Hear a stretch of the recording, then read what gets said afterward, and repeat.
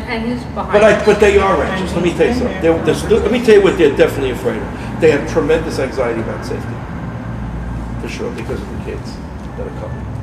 And rumors about breaking the school up means my overtime is gone. So means when we jobs are in That's jeopardy. true. yeah. So when we listen, No, the jobs aren't if they, they'll break them up. They'll keep the job, but they're getting their overtime. But that overtime. It's huge. Yeah. Why do you I like think that. they brought into Council for Unity in 1975? The school, I mean, all these alums that are coming back were all thugs. It was bad. I mean, I blocked it. I really did. When I started to look at what some of the things that happened, we were taking kids to the emergency room on a regular basis. You guys never saw it. There were intruders coming in. The place was wide open. Oh, yeah. So, it's great if you were in Park Slope, but this isn't Park Slope.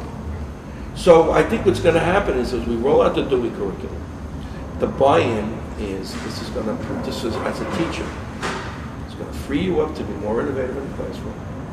It's going to create a new relationship between you and the kids, which is better than the one you have.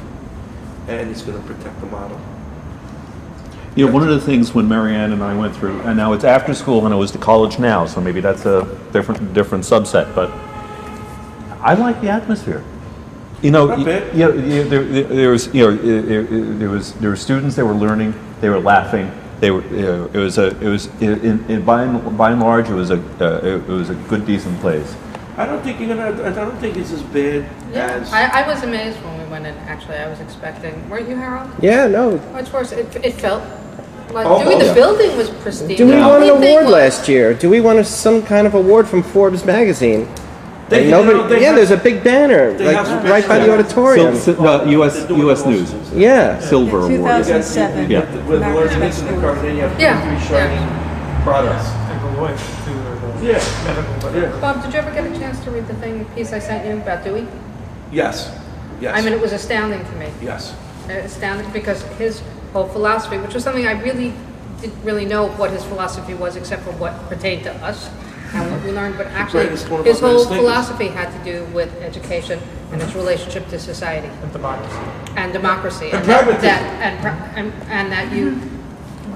was As a the key. philosophical And that school, these yeah. seems to And be constructivism. to be the issues that Dewey is struggling with. How you create a good society, and the elements that they're missing are his educational philosophies. You have an educational institution who is lacking in its functioning society, missing what he is saying are the key elements to function. And when you look And I at the thought- fact that these kids don't have any community to Yeah. speak of, and not only that, because it's not a neighborhood school, there is no allegiance to No. the community, so there's no respect for it. So part of the challenge for us is going to be that the community around the school must be engaged by you because it ensures your safety. And that's hard too, because even when we were at Dewey, I never felt like part of the community. The neighborhood is so, was always like strange that. with the car shops and the Yeah, I mean, train we go yards across and the street and get a sandwich Right. for lunch. We Or were it's never sort part of of the this community, but we island had our unto own itself. community. Right. And you wouldn't disrespect your own community Right. within the Dewey walls. But you did, you were the Well, citizen. I didn't know You what had was out 4 and there. 1. You did projects all over the place. Yeah. I mean, so you were hitting a lot of communities, not just one. And that's what we got to do now too. I mean, in council, you're mandated to do community service. You have to do it. You're not going to get it in if you don't do it. Yeah. So we can kind of. You take those kids, you take the Honor Society kids who are mandated to do community service, the little groups, and put them together too, and start to build I think bridges. what our job is really, it's almost going to be self-serving, is to look at who in the community we want as to endorse us. So if we looked at the community-based, this is what we should do, if you're a networking committee. We should look at the community-based. Like I have a great relationship with Rabbi Weena right outside of Seagate. Now he runs this Roberta Bright daycare center, and it's the The old age home. Greater Coney Island Jewish community, whatever. Jewish, well, yeah, I think so. He sends me emails. I love him. He's like my buddy. And he's a guy we go to right off the bat and get him involved. Why? Because it's our kids. Yeah. Right. I want to find out who else is in the community. We look at Bensonhurst, look at Coney Island, and set up a relationship with whoever Well, the maybe executive- this is something we can do in conjunction either with the CFU classes or the student government.